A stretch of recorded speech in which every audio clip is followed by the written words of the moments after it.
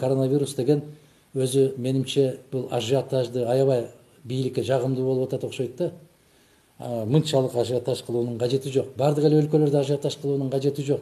Карап көрүңүздөр, 1,5 миллиард Кытай канча киши ошону менен ууланды, канча киши каза болду, карап көрбөйсүздөр.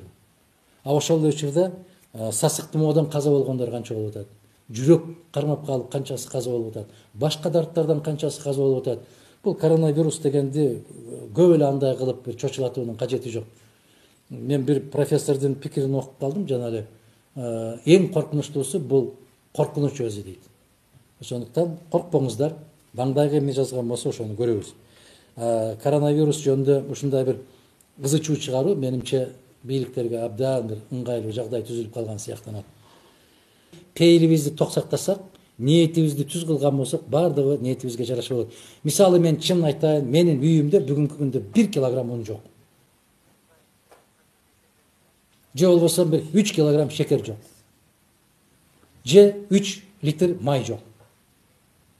Үмүт эртеңкибизден, бүрсүгүнкүбүздөн, башкабыздан. Анан жанагындай кылып ниетибизди бузуп алган болсок, биринчи кезекте жетишпегендиктен жетишпей калбайт. Ниетибиз бузулгандыктан ошондой болуп калышы мүмкүн.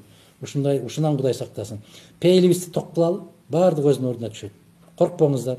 Ачуу чындыкты бир гана биздин Фабула ТV YouTube каналынан угасыз. Жазылууну унутпаңыз.